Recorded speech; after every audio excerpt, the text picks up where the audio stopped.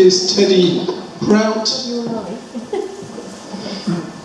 Teddy is a classically trained musician, and he was the director of performing arts at a large academy in West London for many years, and he's now the director of community services at Humanist UK, but he continues to write and perform music.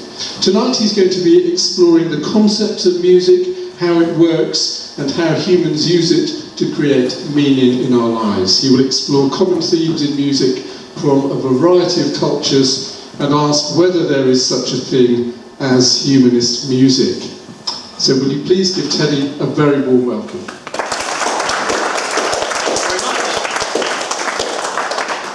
Good evening, everybody. It's a great pleasure to be here. This microphone setup is slightly unusual for me. I have a very loud voice, and so having one of these is a little a little strange for me. I made the joke earlier that is this my Madonna impression, therefore I'm going to try not to do that anyway. Thank you very much for that introduction. Just a little bit more about me. So you will see me using this thing up here. If you can't see it, it's a piano. I'm just going to caveat this with, I'm not a pianist. My career as a musician was on woodwind, so I was a classically trained bassoonist, of all things. Such a common thing.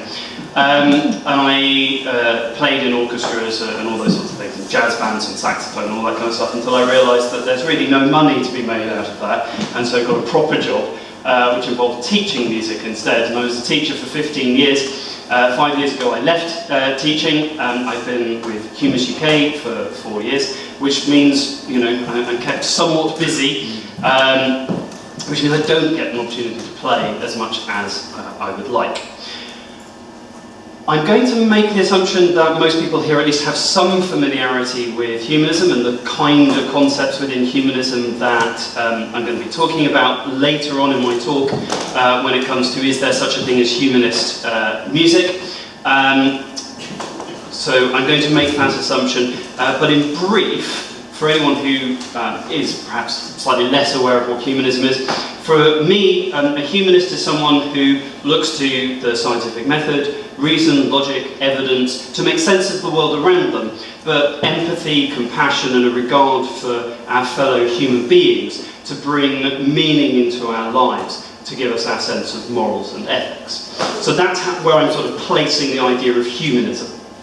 Now my talk tonight is in 3 parts. The first is what is music? Like, what are we actually talking about? So I'm going to do a whole talk about music. It's probably a good idea that we start off just touching base on what it is that we're actually talking about. The second one is our reaction as human beings to music. Why do we care about it? Why are we interested in it? Why is it a thing that engages or motivates or inspires us? So we're going to be talking a little bit about that. And then the third section that I'm going to be talking about is there such a thing as humanist music? And this is partly sort of, well, we know what Christian music is, we've heard that, maybe. And we know what that sounds like and looks like, the same for Jewish music, the same for Hindu music, so is there such a thing as humanist music? So, before I start, are there any musicians in the house? Okay, a few. Anyone who was a teacher or professor of music? No? Good, okay, alright. I've done this a few times before, and one of my previous ones there was a professor of music in the audience, which somewhat unnerving to someone who's going to be speaking. In the same way as, I don't know how many of you know, but in Kent Humanists, Professor Richard Norman is one of their sort of regular people, the guy who literally wrote the book on humanism. So again, somewhat scary audience to talk in front of. You all look like lovely, wonderful people, and I'm sure you give me a warm welcome. So, what are we talking about in terms of music? Well, forgive me if this is a little 101, and for those of you who already know, but music at its core is based on 2 components. The first is pitch, how high or how low a relative sound is, and the second is duration, for how long you keep that note going. At the base level, that's what all music is made up of. So When it comes to pitch, we can play things that are higher and higher, or lower and lower, obviously. And when it comes to duration, we can hold things for a very short period of time, or a very long period of time. There's a joke, I can keep going. I'm not. Now, as far as pitch goes, if we then play these pitches one after the other, we end up with a melody or a tune, the kind of the fundamental of what we think of mostly as being music. So if I keep the rhythm, the duration of all the notes exactly the same, so I'm going to use this rhythm.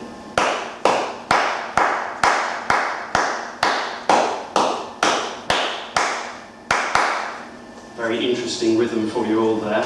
But show you what I can do with it if I move the pitches around in exactly the same rhythm. You should recognise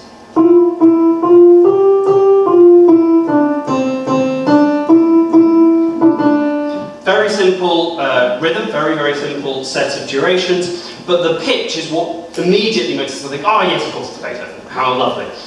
If I put them one on top of the other, what I end up then with is not a tune, but harmony. So I end up with chords. So if I put that and that and that together, we have a lovely, in this case, a C major chord, which is wonderful. Or a minor chord. I'm going to come back to these in a moment, I'll be testing you. So that at its core is what we're talking about. Now the duration is important because I'm not just talking about the duration of the note itself, I'm also talking about the duration of the bit where we're not playing something, the silence in between the notes. And by having various lengths and then a gap between them, a length and a gap between them, we go from durations to rhythms. And then we have our component parts. So we've got duration, rhythm, harmony, and melody or pitch. And those four put together give us our music. Universally, doesn't matter where you are, those four things combined gives us music.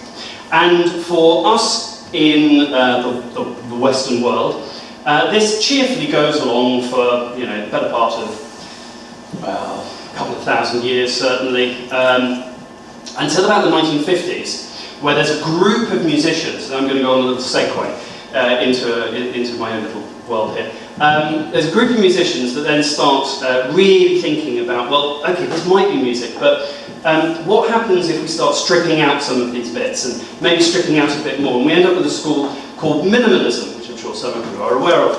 And this really sort of ferments and really gets to the heart of, well, if this is music, what's that? If this is music, what's that? If this is music, what's that? And they come up with a sort of a definition of music, which is, broadly speaking, music is a series of sounds that is organised by a human being.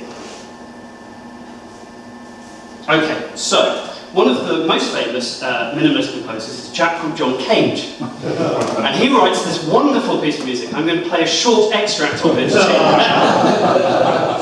Some of you are so ahead of this joke, it's untrue. So, for those of you who aren't in on the joke, here is the extract of this piece.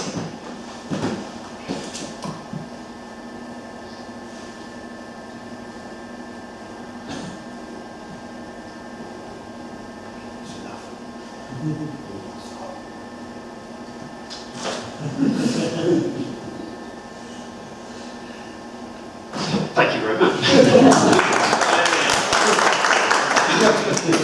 It is, of course, 4 minutes 33, and it was famously billed as being 4 minutes 33 of silence. No, not true. So what I'm going to do is invite you to listen again and just shout out if you really think it is silence. So. Yes, it is silence. Well, there's background noise. Right, there's sounds in the noise, there's background noise, there's the hum of the lights. Derek talking. People talking. There's all sorts of sounds that are created. Each of the sounds are not necessarily sounds that I have picked in advance, but they are sounds that have been created.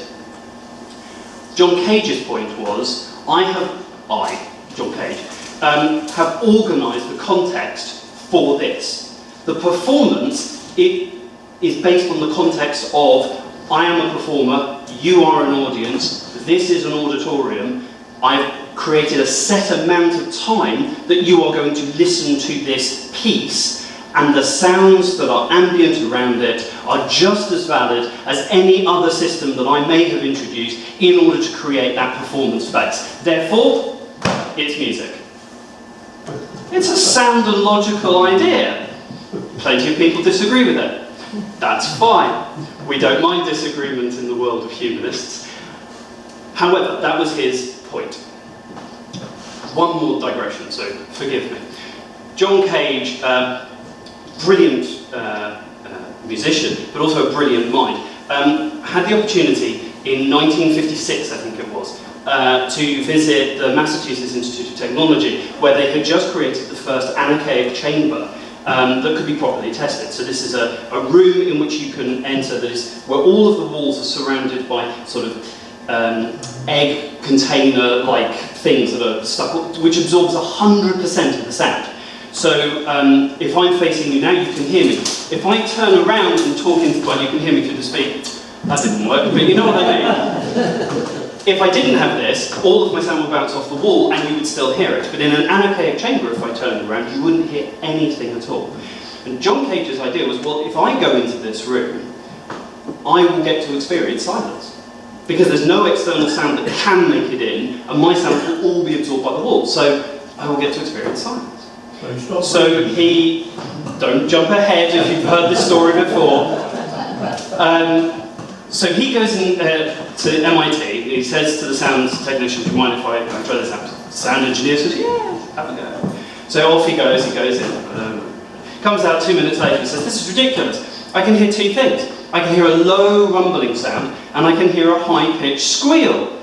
It's not silent. And the sound engineer is freaked out at this point. So, go back in, I'll figure it out, go back in, shuts the door, does some things.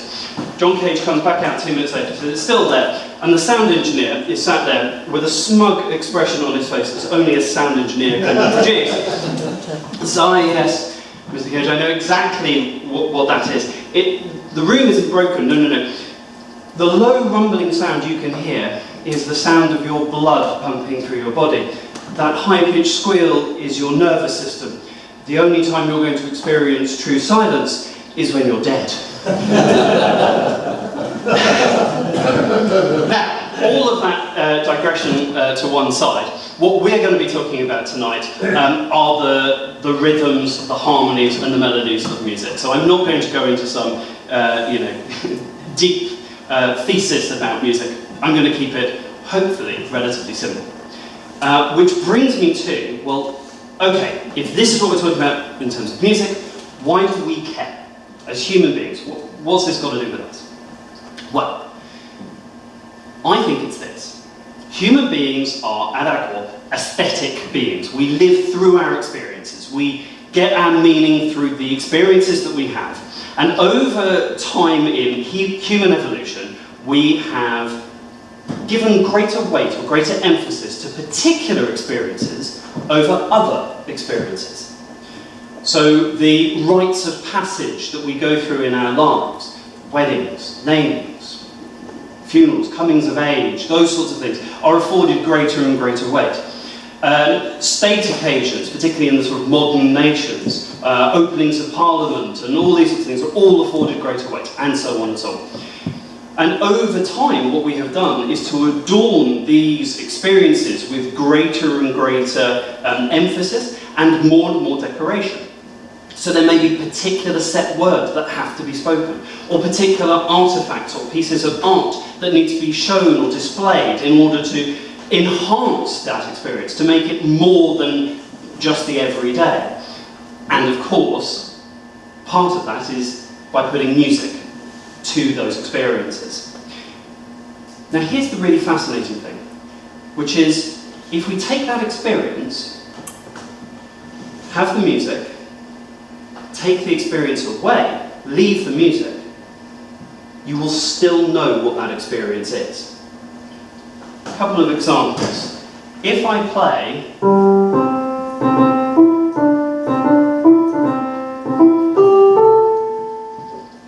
I would imagine that there's very few of you here who aren't thinking of parties and fireworks and balloons, and for some reason a guy with a scythe and a baby, but maybe that's just bash. Now, I'm going to switch between piano and recorded sound every so often, so let's hope it works. If I were to play this,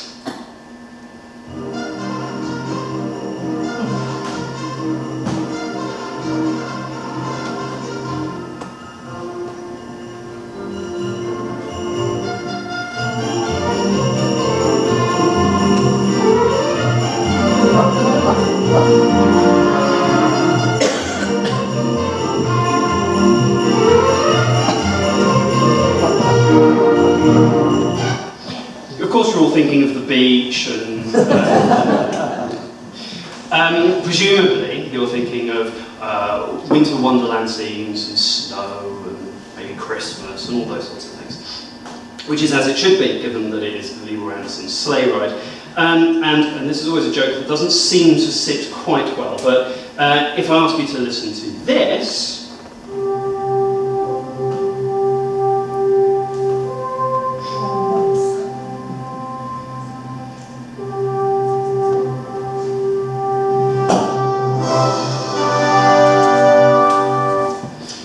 you're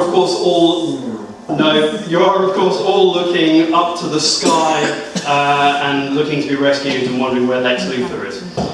It is Superman, not same composer, but now that last one is a very particular example, and I use it to illustrate something else. John Williams, I feel, is one of the greatest masters of the evocative soundtrack. I mean, probably one of the greatest film composers that has ever lived. I would fight to the death anyone who wishes to suggest anyone else.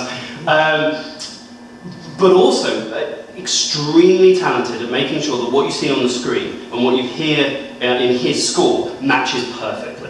And he does so through various cultural techniques that key into things that you aren't even aware that you already know. And here I'm just going to have a very quick sidebar into something about culture. I'm going to do this by doing it.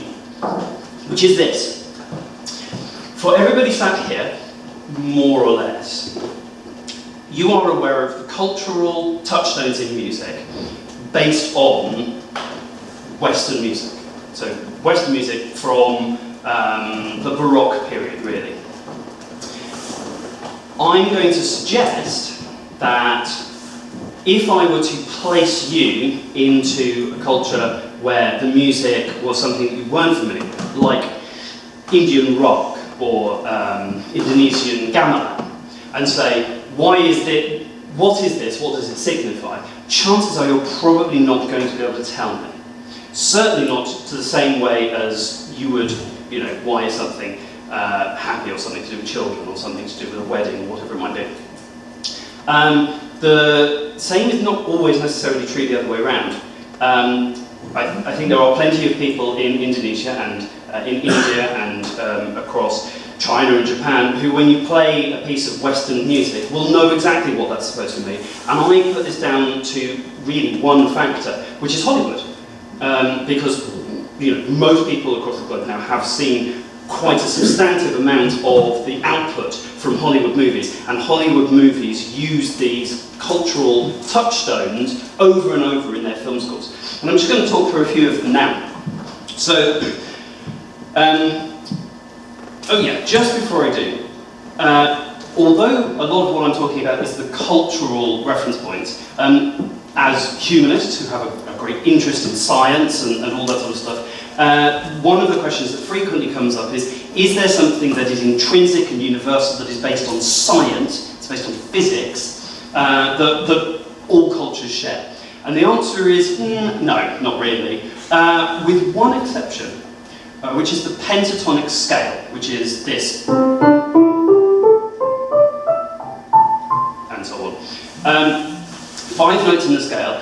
The reason for it, well, first, if anyone wants a really well-articulated version of this, they should go onto YouTube and look at Leonard Bernstein's The Unanswered Questions. That's 8 minutes of one of his lectures, and it talks about this beautifully. Leonard Bernstein, The Unanswered Question. But basically it's this. If I strike a string or play you a note of a given pitch, say this one, although what you hear is that note, in physics what you can also hear are all the overtones that note is also producing. So in addition to you'll also hear that note, and then this one, and then this one, and then this one, and so on and so on. And when you put those notes together, what it produces are those 5 notes. So and some microtones at the very, very top end, but that gets to the point where human hearing can't really hear them anyway. Which provides us with this idea that there is one thing, at least, in science which is universally true, and the folk music of Scotland, Ireland, and Wales and England, of France, of most of Western Europe, of China, of Japan, are also all based on this idea of this pentatonic scale. It's one that is used universally. I think it's about the only thing that is, though. Everything else is pretty much entirely cultural. So, what do these cultural things mean to us? So there are a few different ways of pulling this apart. The first is this, which is harmony. Harmony in the Western world has been set in the idea of major and minor and what that means to us for about 350, 400 years, somewhere around there. Prior to the Baroque period, in the Renaissance and earlier, what our ancestors would have listened to would have been modes rather than scales and that sort of harmony. And so our concept of it actually isn't that odd, but it is broadly speaking this. If I play this, they are a set of major chords, and most of us, 90-something% of us, will say, that sounds happy. Sounds like a fairly happy thing to listen to. If I play minor,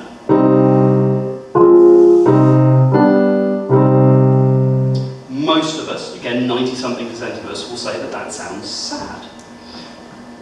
Most music, almost all music, that's written in the major key, signifies happy things. Almost all of it that's written in the minor key signifies sad things. Funeral marches and music that is often played at funerals and those sorts of things are written in minor keys. There are a few others as well. So the diminished seventh sounds a little bit scary. The major seventh sounds quite romantic. It is. Is there a string on here? No. Sorry. Well, that's not the seventh. That's the seventh.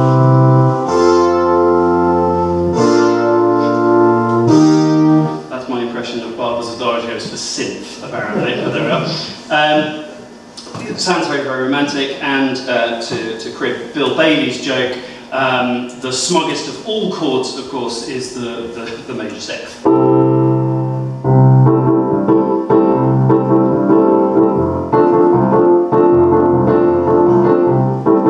Sounds like on a cruise liner or something.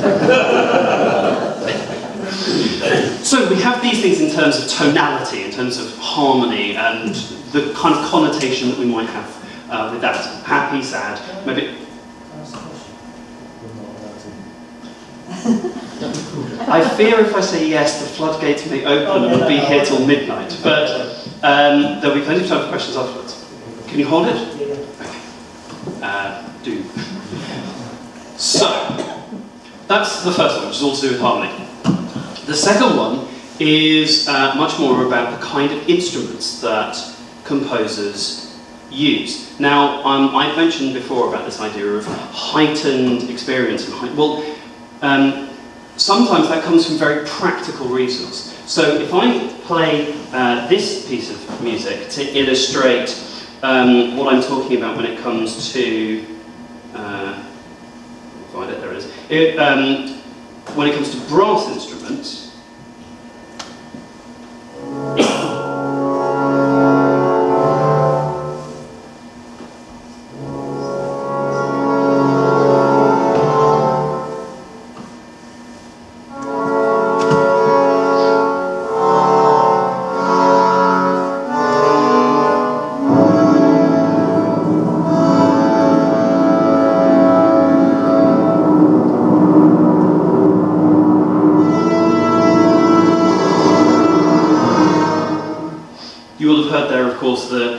the trumpets and the French horns and some of the kettle drums, the timpani as well. And this comes to a very practical place, which is on the battlefields, when you needed to signal to the army to go right, go left, retreat, advance, send the cavalry in, whatever it might be. You needed something that was able to indicate those orders very, very quickly and be heard by everybody. And of course, brass instruments is the perfect way of doing so.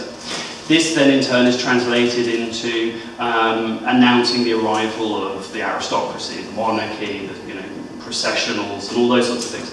And the idea of this brass equals power, brass equals military might, brass equals prestige, and all of those sorts of things sort of carries its way forward. And so you're listening to a piece of music by a late 19th century, early 20th century composer, which is, lots of you were nodding your head whilst I was going. For those of you who don't know, Sibelius Finlandia, kind of a piece to his native land of Finland, and he was one of the nationalist schools. Our probably most famous nationalist was obviously Edward Elgar. This idea of presenting music that demonstrates that your nation is powerful and capable of doing, good things like starting wars, that kind of stuff. And of course, the use of brass is right the way through the majority of those types of pieces, based on that idea of power from its early origins of the army and the arrival of the monarchy. Now, you'll also have thought, as I was playing that sleigh ride piece earlier, why does that sound so wintry? What is it about the piece that sounds so wintry? And of course, the use of sleigh bells themselves, but also triangles and glockenspiels, bells of a variety of types, instruments that are themselves metallic. Metal in our mind sounds very sharp, very crisp, very cold.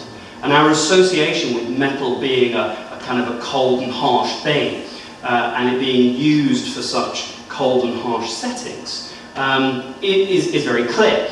And again, going back to the idea of Hollywood movies, I would encourage you the next time you watch a Christmas movie, just to listen to the soundtrack for a moment and think, my word, aren't they using a lot of metal instruments? Because this often is the case. Now, some are also technical reasons, so that's sort of the instrumental side of it. Some of them are also technical. If I were to take, for example, 3 beats in a bar, 1, 2, 3, 1, 2, 3, 1, 2, 3.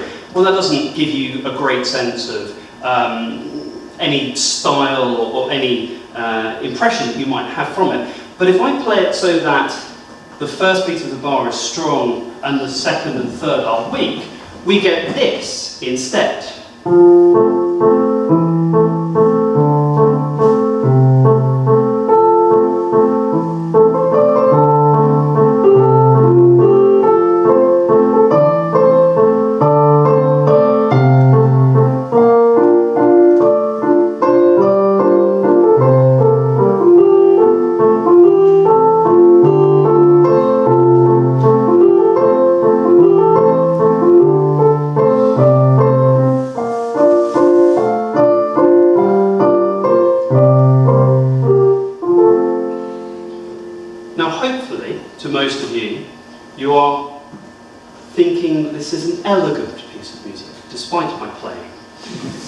You are thinking it is perhaps graceful, beautiful. The fact that it's 1 strong beat and then 2 weak beats shouldn't indicate that to you.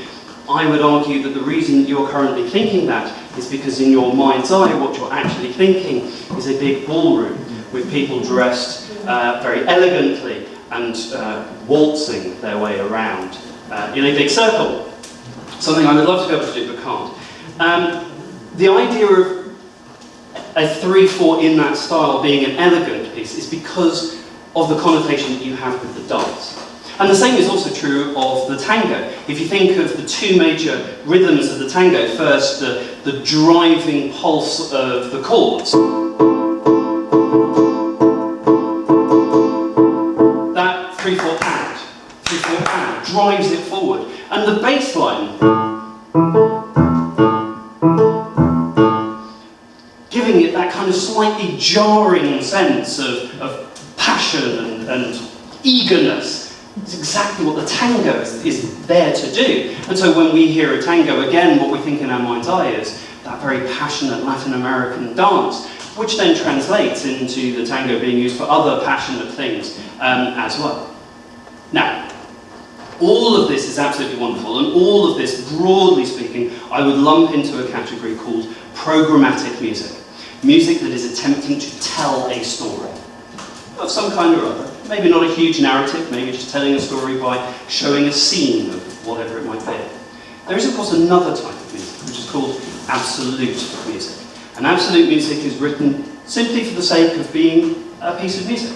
And there are two examples of this that I'm going to try and play anyway, that sort of illustrates it. The first is the sort of very mathematical formulations of it, which, of course, Bach writes so well, particularly with his preludes and fugues.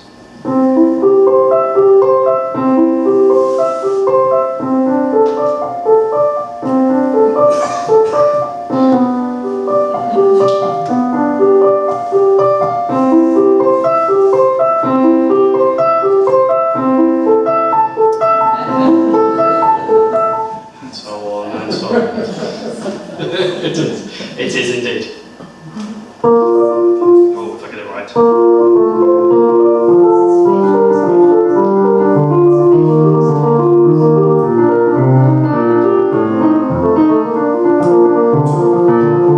And so on and so on. I should probably have told you at some point earlier on that my specialism actually was a musicologist rather than a performer, which means that I can play the first 4 bars of just about any piece of music that you want, but don't ask me to play the 5th.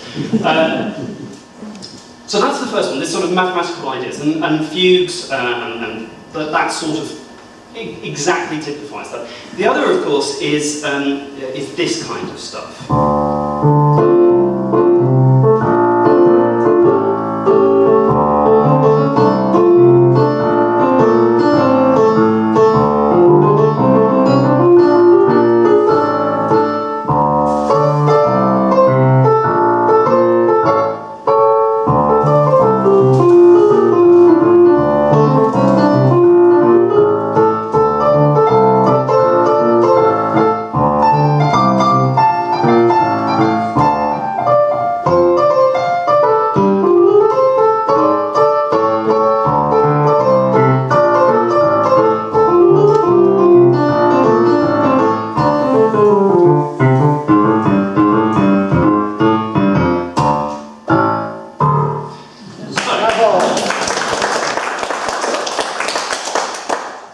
Now, the reason I know that that is absolute, because, like an awful lot of jazz, that was entirely improvised, made up as I was going along.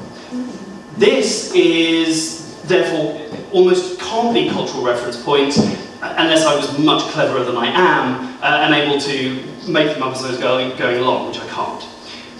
So, I've touched on a little bit for what is music and what are we talking about, and a few illustrations, perhaps, of some of the kind of cultural reference points that may lead us to think that music has a particular significance to us as human beings within our cultural context.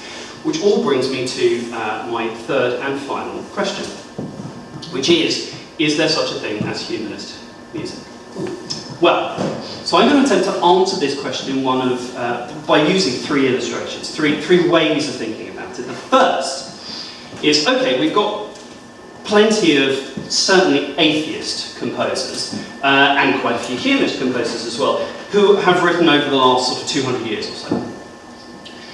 Well, there are plenty of people, particularly in the 19th century, who were writing music as humanists or atheists, but who couldn't really express their atheism, except maybe through personal letters and all those sorts of things, because, well, to begin with, composers need to eat, and therefore they need to be paid for the music that they write.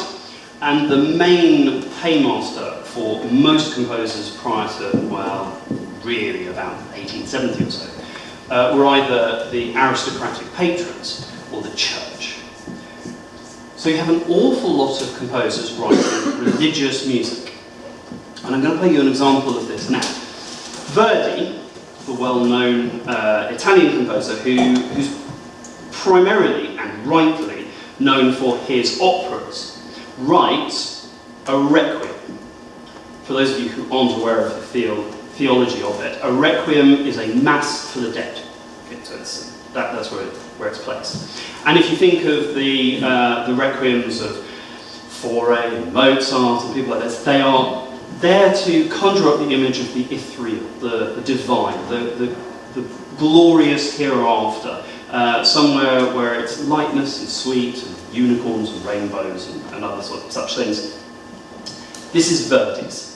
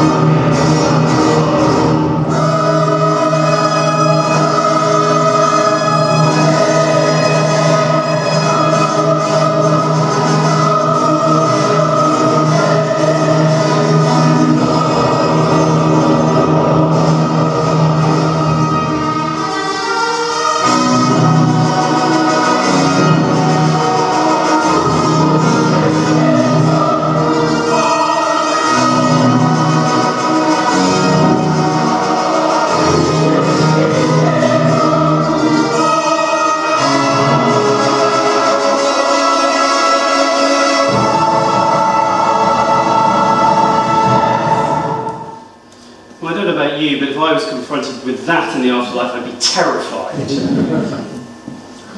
Had he have written that about 50 years before he did, he would have been met with outright criticism of heresy.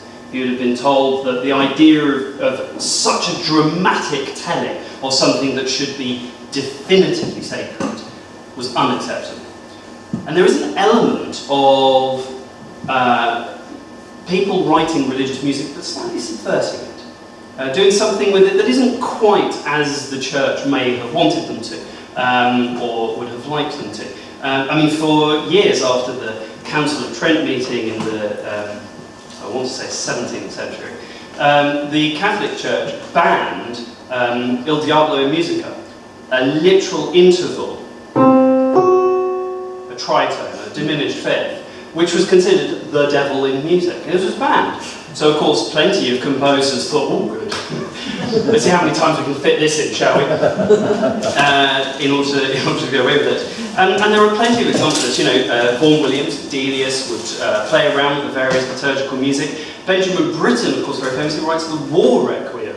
You know, completely taking apart some of the ideas of what the Catholic Church particularly may have thought of, and really demonstrating both his atheism and his pacifism.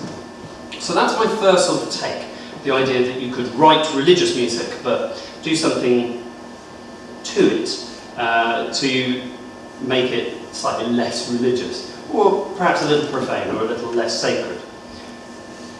Others may profess their humanism in their music much more obviously, much more overtly.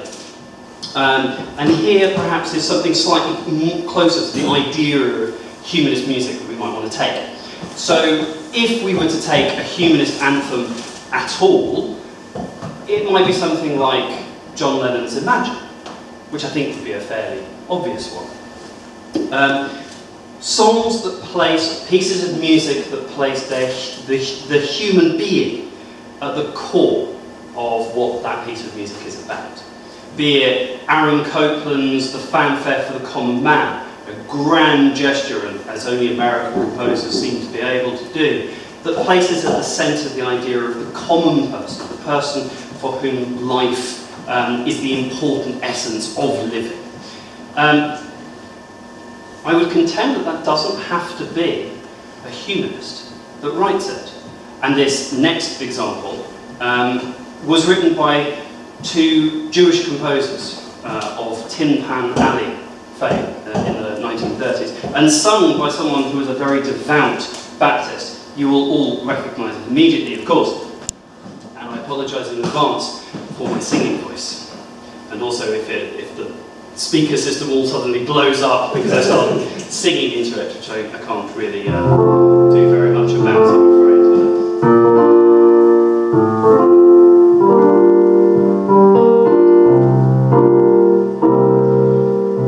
I see trees of green, red roses too. I see the moon for me and you, and I think to myself, what a wonderful world.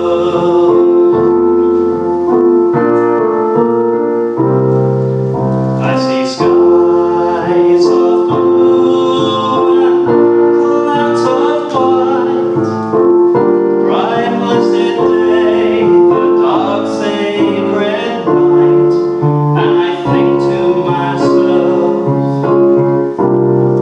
what a wonderful world.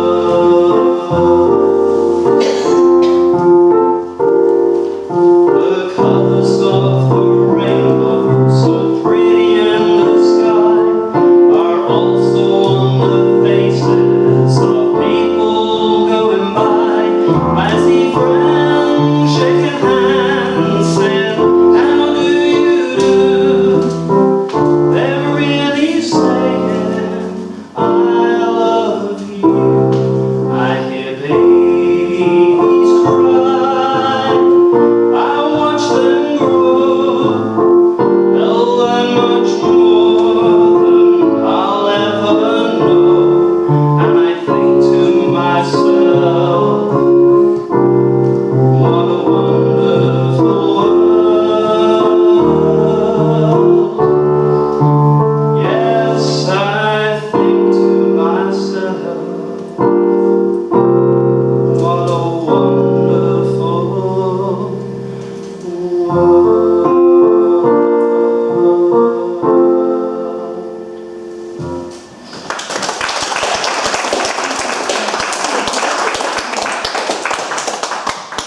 Thank you. So, this idea of placing the values that humanists hold at the centre, the idea of perhaps human rights. So we might think of songs like Strange Fruit. We might think, I am what I am. I seem to go to show tunes for some reason, I'm not entirely sure why. Sing If You're Glad to Be Gay, Tom Robinson. Songs that place at their core this idea that not only does the human being have value, but that that value should be celebrated and respected. I hope that's not me. I'm certainly not going to try again, so whatever it was you were talking about, stop. One of the other values that, of course, we have is the suggestion that science is worth celebrating and holding. And here I have a song in mind for this, which for those of you who watch American television will recognise it immediately. The words are quite fast, so I'm sorry if it goes by a little quickly, but I'm doing this, which I can actually find it, of course. The problem with these sorts of things is sometimes they just disappear into the ether and you can't find them again. Oh yeah, it's on a synth solo that you really don't need to hear. It is, of course, The Big Bang Theory by the Bare Naked Ladies, which was used as the theme music for Big Bang Theory, the American show, for those of you who didn't get that. A wonderful celebration of this idea of science, and a very clever one as well. The lyrics are very, very clever.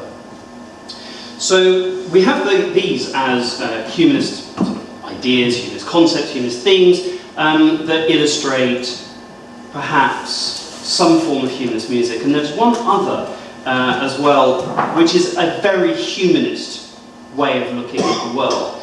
Because, I mean, human rights, respect, compassion, empathy, these are shared by at least some of the major religions across the world. A respect for science, again, most religions have the idea of the scientific method as being a reasonable way of living one's life. But how about this one? That this is the one life we live. That after this there is nothing else, there is no supernatural plane, there is no afterlife, this is it. That, I think, perhaps is a humanist ideal, a humanist thought, a humanist concept that doesn't translate into the overwhelming majority of religious beliefs. And here there are a couple of very good examples. So the first one is Brian May's Who Wants to Live Forever, the Queen song. Particularly poignant as I understand, it was written immediately after he was told that Freddie Mercury had contracted HIV and was probably not going to live very long. After all, it was the late 80s. The other one is arguably the most popular piece of music in humanist funerals there has ever been. I'm going to play it to you now, and I have a side bet going with myself, which I'll explain in a moment. But this, I think, definitely illustrates the one life we have. All join in with Dead later.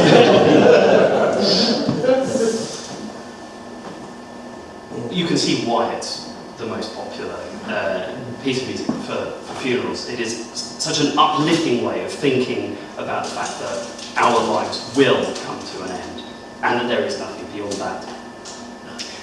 There are a few examples that go beyond that. And here really I'm thinking of pieces like Tim Minchin's Thank You God, the Pope song, Praise Be to Jesus, those sorts of things. These, I'm going to argue, aren't humanist, because we enter with a lot of these songs into the realm that I would rather categorise as anti-theist. They are songs that seek not to gently mock and, kind of subvert, but to outright criticise. And I don't feel that that is necessarily a humanist way of approaching art forms. I have no problems with the idea of critique, satire, and all those sorts of things. But where it comes to making definitive statements that ridicule other people, I think that is perhaps a category apart from humanism. Because often what we're talking about is the individual. We're talking about someone who is saying something to individual people. And I feel that is perhaps a little different. Martin Rosen, the cartoonist, once expressed this thought in a talk he was giving about being a satirist, being a cartoonist. And he was saying, if I, the pensmith, do something to a more powerful and higher authority than me, that's satire. If I do the same thing to individuals who are perhaps in a slightly more vulnerable place than I am, that isn't satire, that's bullying.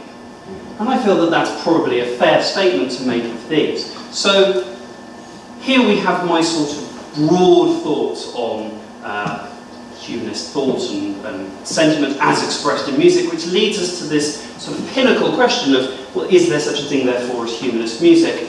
And my answer is, probably not.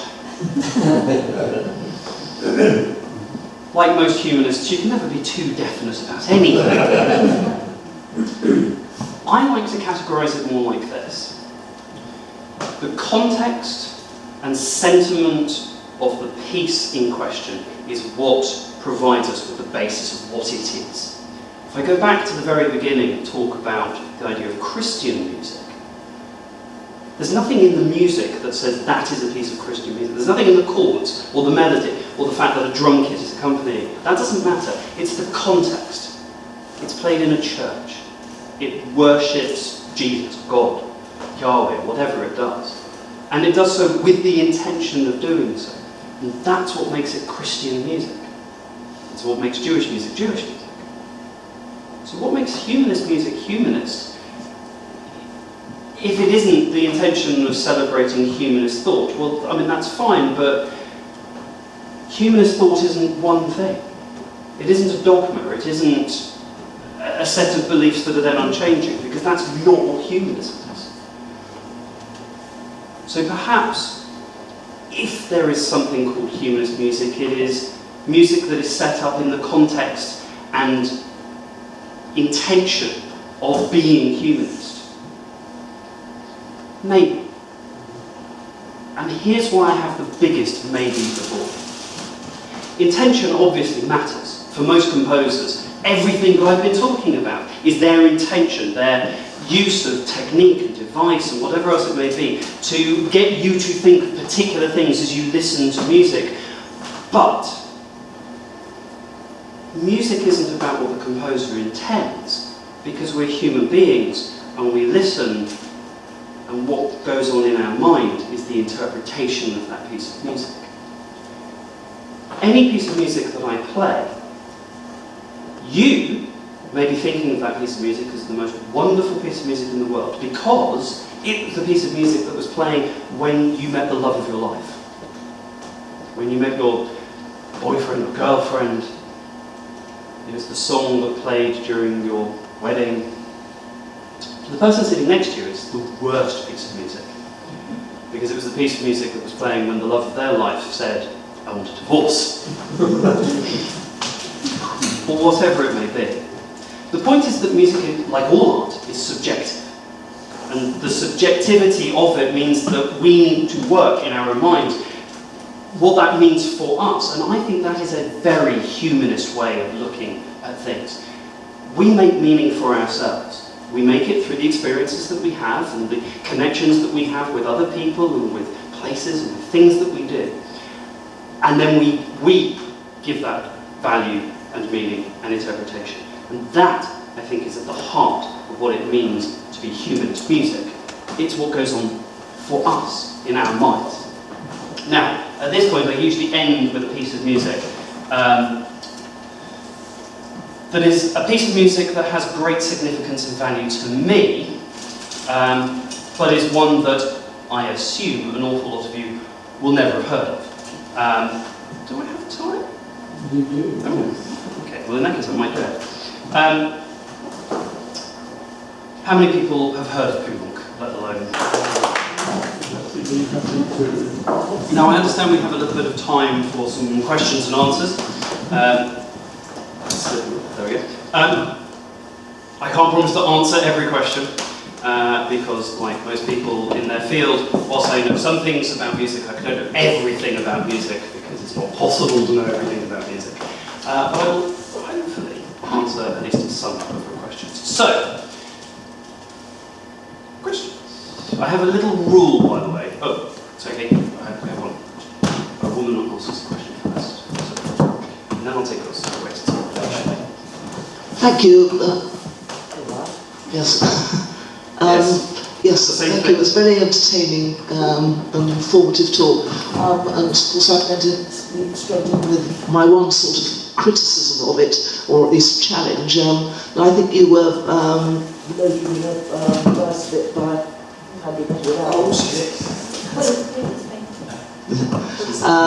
by using the dies irae from Verdi's Requiem, because you said that requiems were always peaceful, but they're certainly not peaceful in the dies irae, because it's the day of judgment, the day of wrath and all the rest of it. And all the earlier composers, when they were actually doing the dies irae, they were doing sort of threatening and alarming or sinister music to that. You mentioned Fauré, and Fauré left the dies irae out because he wanted a very nice, peaceful feel to his requiem. But they go through a lot of moods, requiems, according to the words. They're sort of, very melancholy ones for the Agnus Dei and things like that. So it does vary. Yes, I completely agree. I completely agree. And you are right, I was being a little cheeky in demonstrating with that particular piece. Yes. My point, however, was it is the most dramatic example. It's very operatic. Exactly, and I think it was more the concept behind it that I wanted to kind of make absolutely clear, so I picked that piece rather than the others.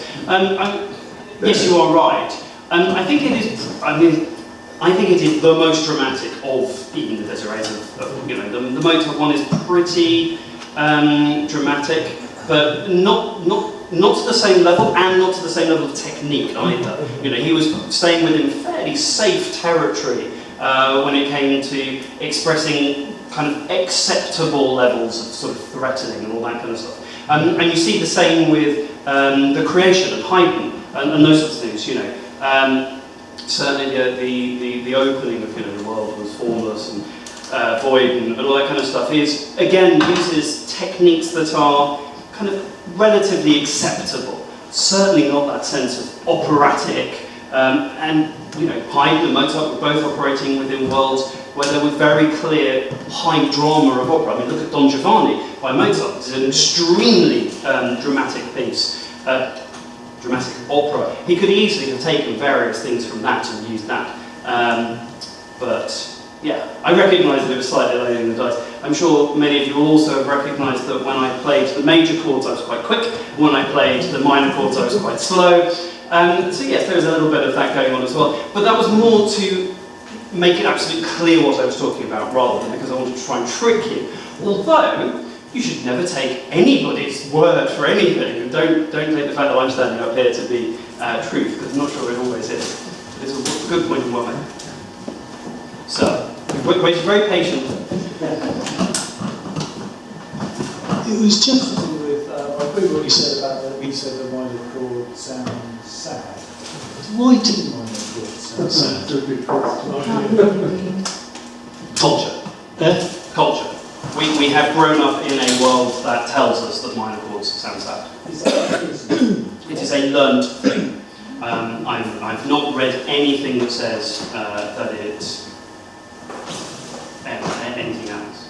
Oh. It's, if you were to have played a minor chord, it's difficult to get outside of the paradigm of Western music. Think about it the other way around instead. If I play you two rags and tell you a piece of Indian classical music, and say what does this one mean and what does this one mean, I would be genuinely astonished if you could tell me. But to the overwhelming majority of Indians, it would be unbelievably obvious that the first one meant the morning and the second one meant the night. I think it's more helpful for us to think about music in that sense, rather than try and kind of work out from our own kind of prejudices around why we think this means sad or happy or dramatic or whatever. Everything I've ever read has said it's the culture in which we live, it's the context in which we live. Major seventh meaning romantic. Well, I mean that didn't mean that 200 years ago. In this country, it didn't mean that. And it was massively overplayed by the use of lush symphonic string sounds on Hollywood movie scores. You know, we've come to expect that that's what that means, this great sweeping sense of romanticism. Romantic music, by the period of history between about 1820 and about 1900, romantic doesn't mean love. It means emotional. That was only that was literally started 200 years ago. With that, can I? Because I know nothing about music. I didn't listen to school. So, but when you talk about a minor chord, I can hear if you play a minor chord, I know a minor chord. Good. I think I did. Someone. but what is a minor chord? Well, maybe I'll get into the question completely. I don't know what one is. I know when I hear it. I don't know. Yeah. So all chords have 3 or more notes in them. So that's the first part. The root note has to be in there. The other 2 notes can be whatever you want them to be, and that's what makes up what the chord is called. The most likely other note is going to be the 5th, which is that one, which is, when people hear that,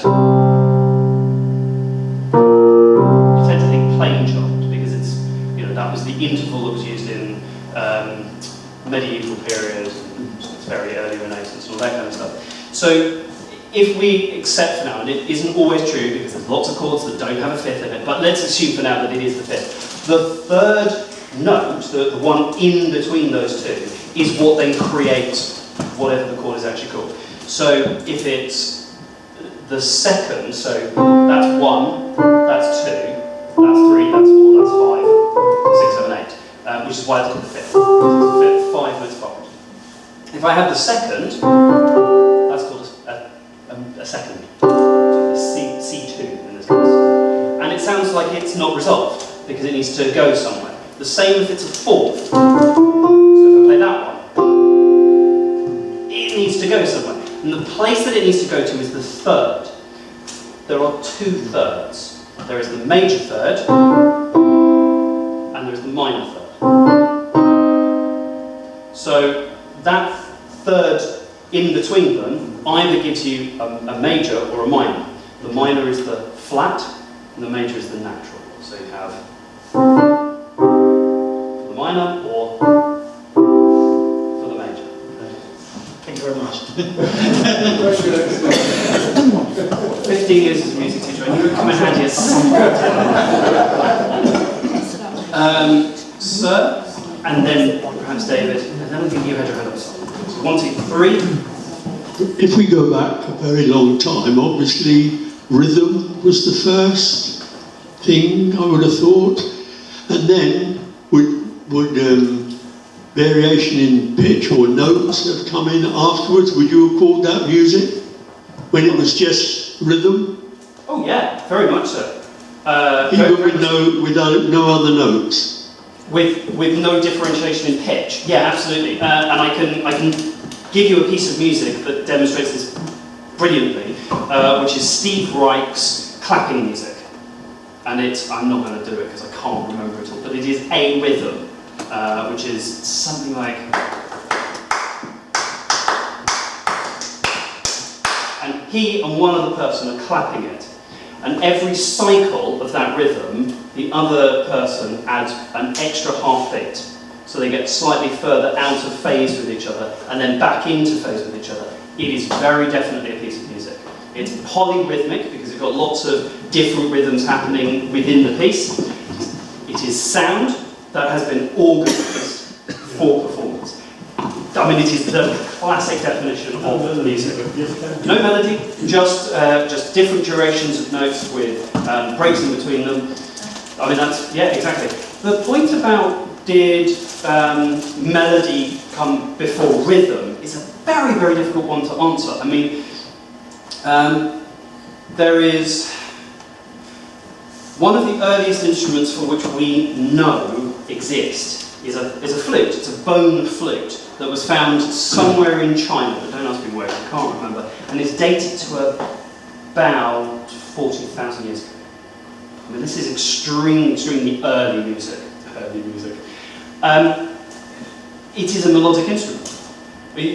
I mean, what is the instrument that we all carry around with us all of the time? Is our voice, the ability to sing. And that gives a lot of weight to the idea that singing and pitch and melody is probably the first thing that we did musically.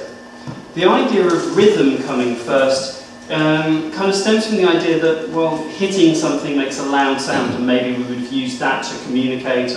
But then you're getting into questions around here, but why are you doing that? What's the purpose of the communication? Is that music or is that just hitting something?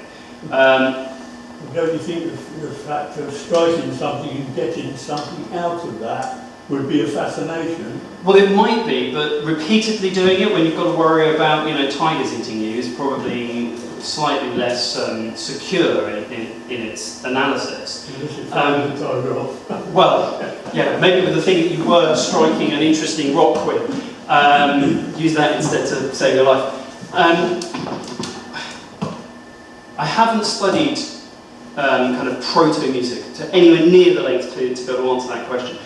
All I can do is give you my opinion, which is, given that we carry around an instrument with us all the time, and we have used that for communication since the dawn of Homo sapiens, I think it's more likely that melody would developed before rhythm, certainly before the ideas of polyrhythms, which would be music.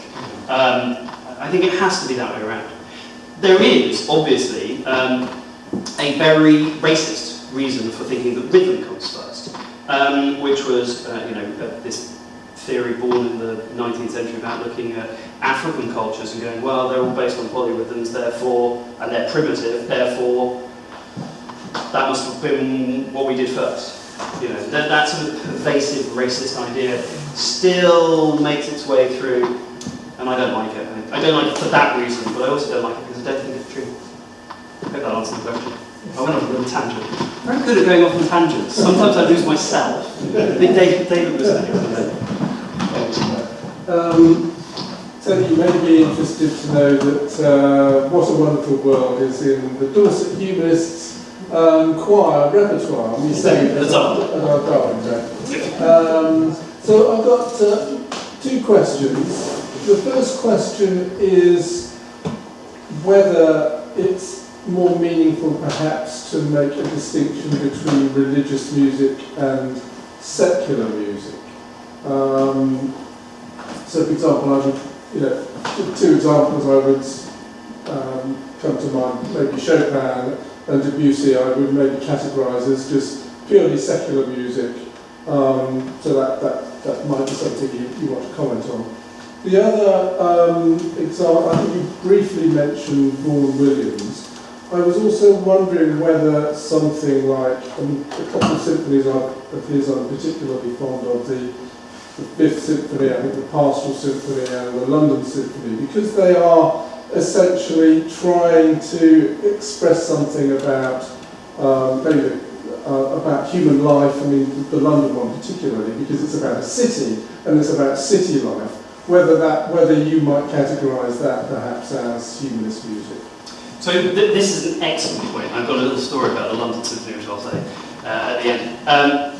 Secular is, of course, the accepted term for music that isn't religious, and that works perfectly well. And that is the sort of music that has existed, in Western culture, certainly for thousands of years. You think about sort of the madrigals and so on of the early Renaissance and medieval period and that kind of stuff. They're about human things. They're not about religion. They're not about worship. They're not about praise for deity or anything else. So I completely agree with that.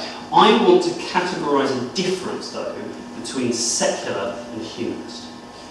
Secular, to my mind, is one that is ambivalent when it comes to belief systems, or has nothing to say about that, but rather celebrates something that is either universal to all, or for which it doesn't matter. So the idea of, love, cities, those sorts of things, of course they're going to be secular. They're absolutely. So one of the things that I was trying to tease out in my talk is, well, what might be distinctive about something that means it has to be humanist? Because it isn't secular, it isn't ambivalent, it makes a very definitive claim to a particular stance on something, like we have one life to live, which I still think is about as close as you can get to humanist music. So I agree with the concept of secular. I think that is a correct, not only term for it, but I think it's a good way of thinking about religious against not religious music. My question is there a third category which isn't religious, which isn't secular, but is explicitly humanist? And that's the one that I'm still debating about. London Symphony. Wonderful piece of music. I forget what number symphony it is, 101 or something? Or a lot of symphonies. There is an excellent bit in it for contrabassoon. So I was a bassoon player in the orchestra, and how I attempted to earn some money. Bassoonists are so in demand. But I also played contrabassoon, which is a huge instrument. It's about yay high, yay big, and you play it like this, like sort of hugging a tree. It's ridiculous. It's also incredibly low. I mean, its lowest note is down there. It's just incredibly low. So there aren't an awful lot of solos written for it. There is one in the London Symphony. I got to play this, the contrabassoon, the solo, at the Edinburgh Festival, large number of years ago. And I remember playing in the rehearsal for it. And I was always sat right next to the brass section. Brass section famously being kind of quite jockish in their behaviour, you know, a little smug, a little gung-ho, and all these sorts of things. And I played this sort of, it's a nice, I forget how long it is now, about 32 bars or so, piece of music. The piece, the kind of solo you don't hear so much as feel rumble across the stage. And I thought, oh yeah, it's probably sounded all right. And I happened to glance across at the brass section, who were all sat there going, nice! One of the greatest moments of my musical career, I feel. I'm sure that wasn't the answer to your question, but I hope I answered it. Yeah, thank you. Thank you. When you were playing the film, I was thinking of somebody walking Through a woodland.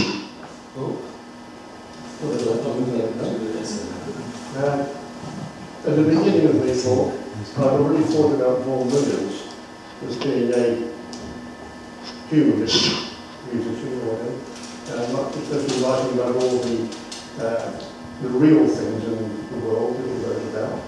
And you mentioned the programmatic and absolute music. Absolute music which somebody writes and it was used for something afterwards. It's used for something afterwards. Whereas programmatic, what I understand, is something written for a purpose. Is that right? Almost. And most programmatic music is written for a purpose, but the idea of programmatic music is that it tells something, it tells a narrative about something, whereas absolute music doesn't attempt that. So a really good example of a Vaughan Williams piece is The Lark Ascending. Yeah. You know, this idea, the narrative it's trying to tell is what a lark in flight might do. Rimsky-Korsakov's The Flight of the Bumblebee. You know, these sorts of things. And they don't have to be grand narratives like Arnold's Tam O'Shanter or something like that. Grand, great stories. They can just be a little thing. Absolute music is one that doesn't base itself on narrative, but bases itself on something else, like a fugue. You know, most fugues, and Bach wrote more fugues, I reckon, than anybody else, but the idea of a fugue is it's a mathematical formula that's written out in music. It's not there to tell a story. No. That's what I think the distinction is. Yes. But if the Flight of the Bumblebee wasn't called that, it was called something else, then surely we'd be imagining that. Yes, I agree. And what I'm getting down to is this, that Eric Coates's The Dambusters March. Yes. It was written, apparently, by Coates very shortly before he was asked to write a piece of music for the film. And as we know, Coates wrote many, many marches. In fact, in my mind, he only wrote one. You could segue from one to the other very easily. But apparently, he was asked to write a piece of music for the film. And he said, oh, I've just written a piece, I think, that will suit your idea. Yep. Now that to me is getting back to what you were talking about, programmatic music and absolute. Although obviously Coates was writing marches to be marched to, there was no significance as to what each march was to be relating to. And to me that would have been a piece of absolute, semi-absolute. I'm not sure I entirely agree, because the reason I don't agree is because we know what intention he had of writing it, because it's a march. Yeah. So we know that it's going to have something to do with the military. It's a military piece.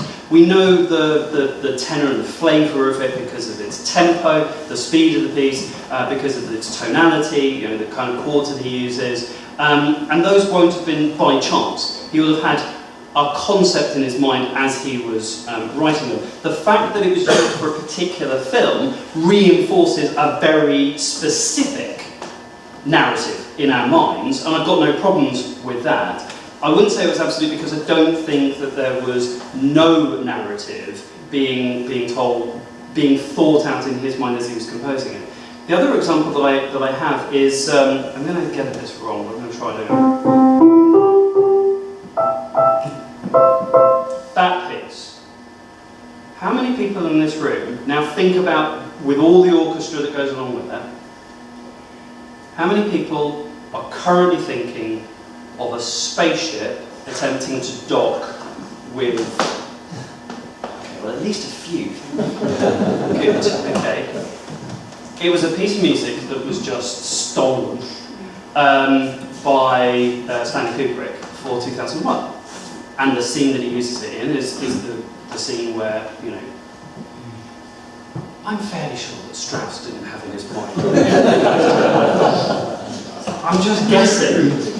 He might have done, but I don't think so.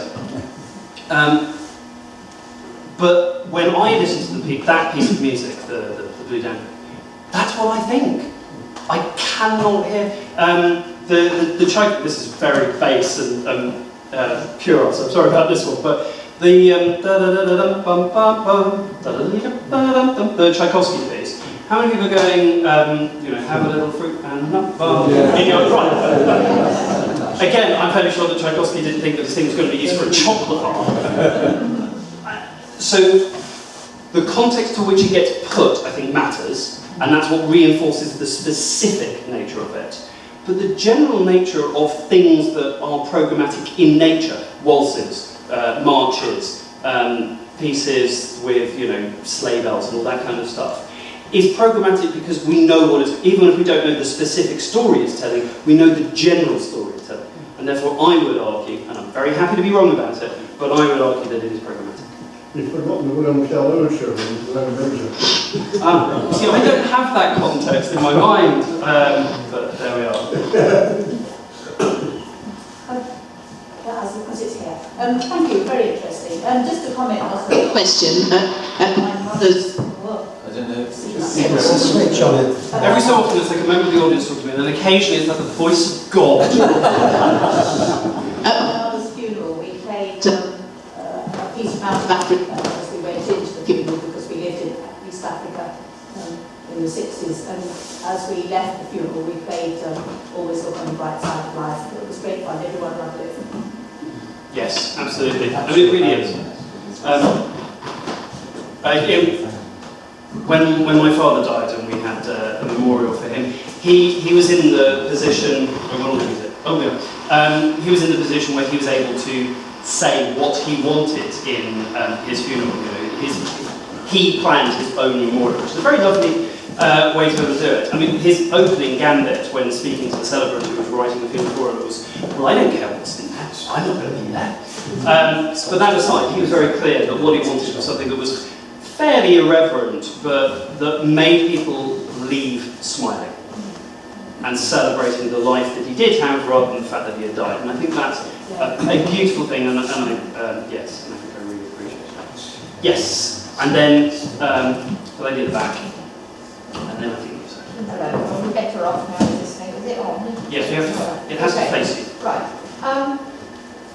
Is religious music still essentially religious music if you take all the words away? It's a very, very good question. It's a very good question. And I have two answers to this.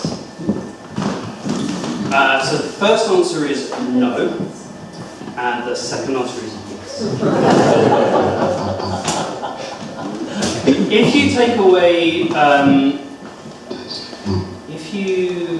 away the words to, I'm trying to think of examples.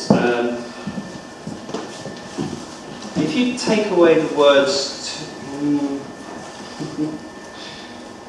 if you take away the words to A Christmas Carol, it's still a Christmas Carol.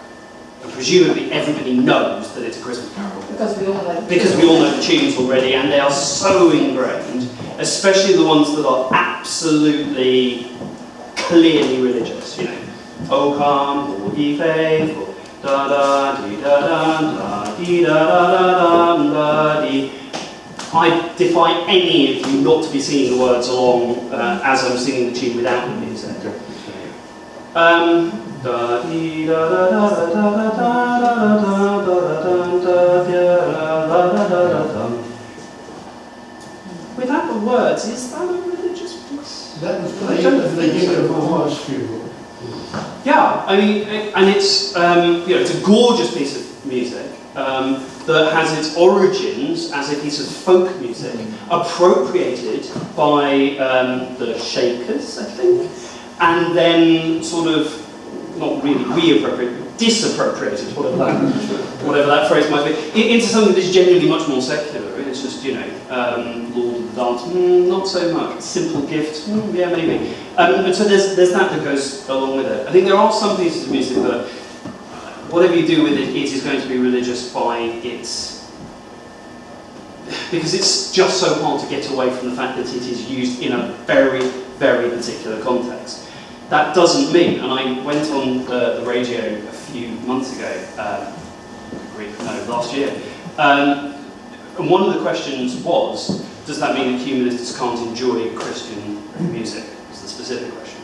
No, of course not. Of course humanists can enjoy, I mean, I love Christmas carols. I'm quite happy to sing along to them and sing all of the words and, got no problems with that. I really don't mind that at all. I object to singing some of the music that I used to sing when I was in an evangelical church, because, the context of them is much more about worship. But you're saying Messiah and Sabbath. Well, that was going to be my next example, was the Messiah. A wonderful piece of music, but it's, it's Easter.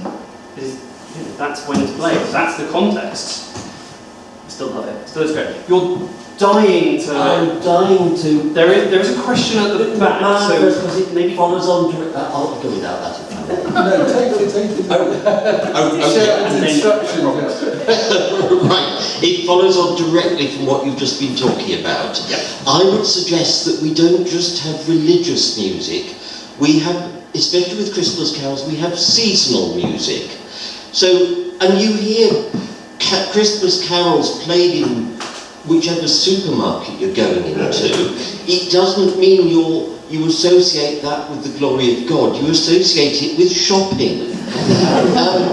Now this is particularly significant because we have run the world's first ever secular 9 lessons and carols, and we're running the world's second secular 9 lessons and carols, and we have hotly debated whether, first of all, it's possible to sing with the gaudy words without compromising our humanism, or whether we can change the words but keep the tunes. And there are differing views. My personal view, for what it's worth, is that these are seasonal tunes, and we are celebrating the season, and we're possibly, if you drill deeper, we're celebrating what goes with the season, the fact that the world is starting to get the winter is turning, the fact we're celebrating a birth, we're celebrating feasting and goodwill. We're not worshipping a god. So that's my take on that. But I think you can expand that generally, that there are most of the Christian festivals are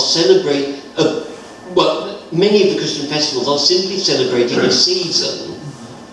And therefore, you can happily adopt those for other purposes and change the words.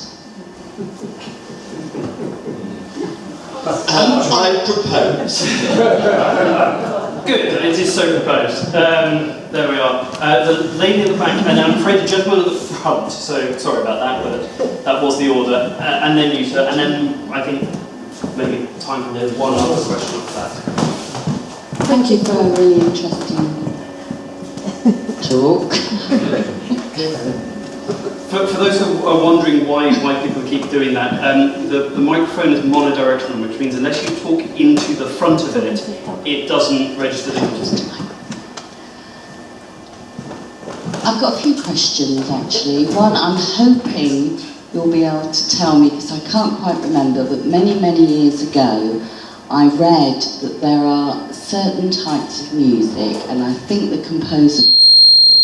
Yeah, that's right in my ear. You just need to move the speaker away, face it as far away from, opposite direction. That's it.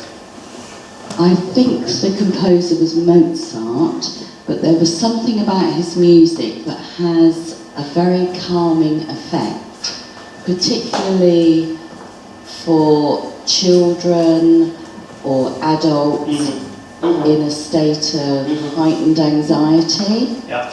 And also there's another composer, and I'm not sure whether it's the same person, Mozart, same composer, that is good for babies to listen to because the rhythm is the same as the human heartbeat.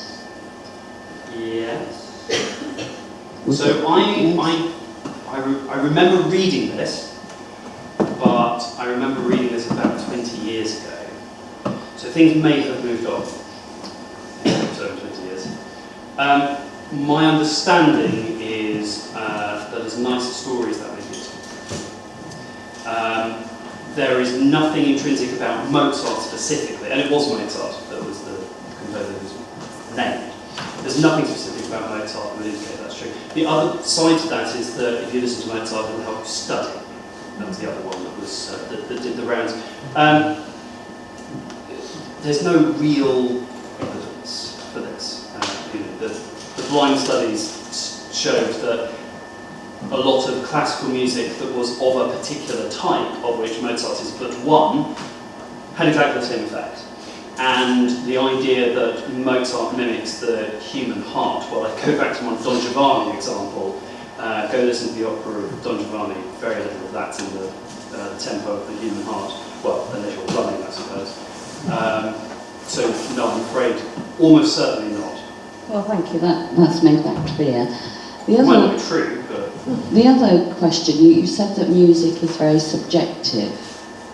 If you asked everyone in this room their favourite type of music, we could all say something completely different because there are so many hundreds of genres of music.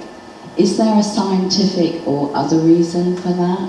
Something that resonates? Is there a particular structure in the music? Well, the temptation to say rude and naughty things is running high. No, is the answer. I'm very aware this is being recorded right now. So perhaps I should preface this. I'm staring straight at the camera. This needs to be cut out. Quite a lot of modern music is based on extremely simple structures and musical techniques. So using 2, 3, 4 chords, and that's it. Nothing else. Which means it's very accessible, it's very easy to listen to, so on and so forth. Most music before 1950, with the exception of the blues and jazz genre, is very complex. It uses a range of different keys, varying structures and all those sorts of things. Think like the big symphonies and things like that. One wonders how much music appeals to people on the basis of how complex or easy it is. But that's overly simplistic because I suspect a lot of people, particularly now, just aren't afforded the kind of time or upbringing that allows them the opportunities to have the access to the music in the first place that they might otherwise really enjoy. And just because a piece of music is simple doesn't mean it's not good. I mean, good grief, Status Quo managed to make an entire career out of 3 chords. The old joke is a kid is given a bass by their parent and goes off to the first lesson, comes back, what did you learn today? I learned A. Well done. Goes off to the second lesson, comes back, the parent says, what did you do? I learned D. Very good. Goes off, comes back, and says, oh, what have you learned today? E. Oh, that's really good. What are you going to be learning next lesson? Next lesson? I've already joined Status Quo.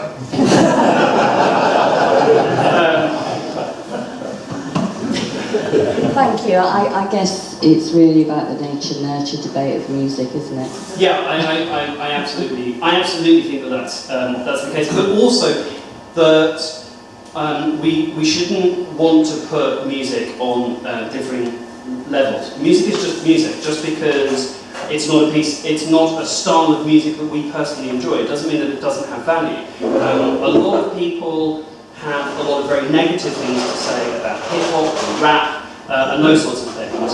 And I would argue that Exhibit 1 for how rap can be done intelligently, empathetically, technically, brilliantly, and musically incredibly complex and complicated, is to go and listen to the musical Hamilton and come back and tell me what you think about rap. Because it's one of the greatest musicals I've ever heard, and I'm a massive fan of musicals across the board. And I'm not that keen on rap, but it demonstrates exactly that sort of complexity. In terms of what people, last point on the show, I promise I'll let someone else talk. Just because I like a particular piece of music is almost certainly because it has particular connections to my life. You know, the number of people who are of a certain age who really like rock and roll, because it was the music that, you know, they grew up in and was prominent in their teens often, or really like sort of the new romantics. They grew up in the early 80s. I mean, I grew up in the early 90s, late 80s. Music was a bit of a desert at that point, so I took whatever I could get my hands on. I mean, what did I have to kind of grasp my musical icons? I had boy bands. Oh well. Thank you. Thank you. I think you're next, so. Sorry. I'm making you work, sorry. Who was it? Sorry. This gentleman here.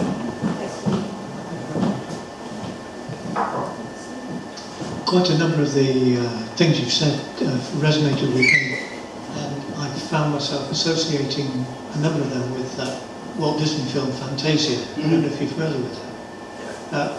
I've seen it about 20 times over the years.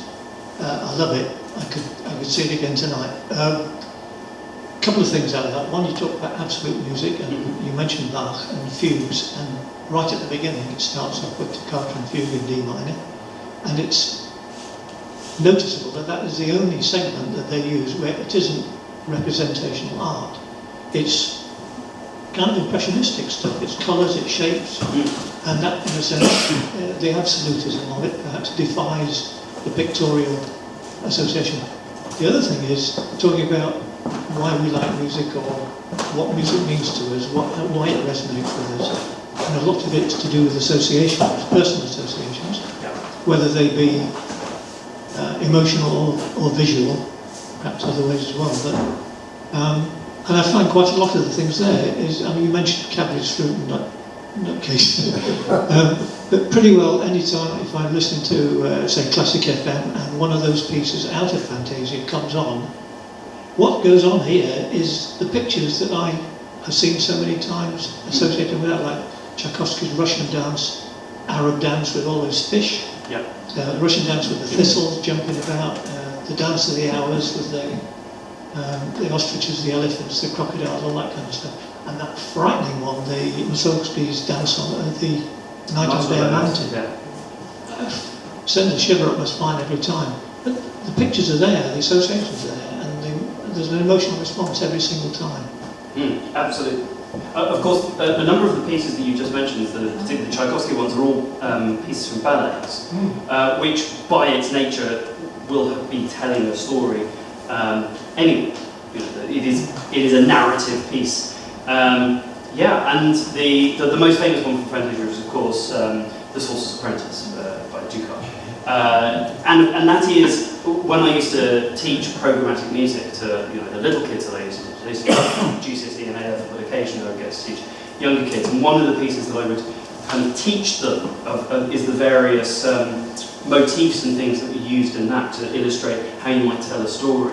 Because it's such an evocative piece. It so clearly does tell the story that he was setting out to write. And I don't know who wrote the original set of stills for it, what it was going to be about. It might have been Walt Disney himself, but whoever it was just clearly knew exactly what that music was trying to say, and then just put it down in art. Absolutely wonderful. So I think you had probably the honour and caution of the last question, so I hope it's good. No pressure. Right. Am I correct in thinking that originally music was entirely bounded by use in the church and had no place in pleasure to listen to? And if so, what was the event that enabled music to break out into the realms of pleasure? That's a very interesting question. It's a very good question, and it speaks to a part of history that I will freely admit is not my specialism, which is the sort of early medieval. The majority of music that survives is church music. There's a very good reason for that, which the church is pretty good at making sure that its records stay alive. It is also true that the church was very good at writing it down, which, given that the majority of early music, so the early medieval period, would have been folk music. And there was enough, and that would have been taught orally, so it would have been I sing it, you sing it with me, you now sing it. That sort of, passed on generation by generation, which isn't written down. And we know of by sort of deduction rather than anything else. Which leads me to suspect that it probably wasn't the church that bound it together. There are a couple of other reasons for this as well, which is that we have very good evidence from pottery and writings from Roman, Greek, Egyptian civilizations that clearly demonstrate that music was a significant feature of their lives, which in the case of both Greek and Egyptian predates certainly Christianity, in the case of quite a lot of Egyptian predates Judaism. And a lot to presuppose that Mesopotamian culture also valued music and the existence of instruments that we found that are 40,000 years old, which predates any religion, I think. Is that right? I'm going to say that. I'm going to assert that. Which would suggest to me that the act of making music is something that is ingrained in us as human beings. It is a feature of being Homo sapien that makes us want to engage in music, and that predates religion, certainly predates the church. It's also not something that is unique to us as a species. I mean, after all, there is birdsong.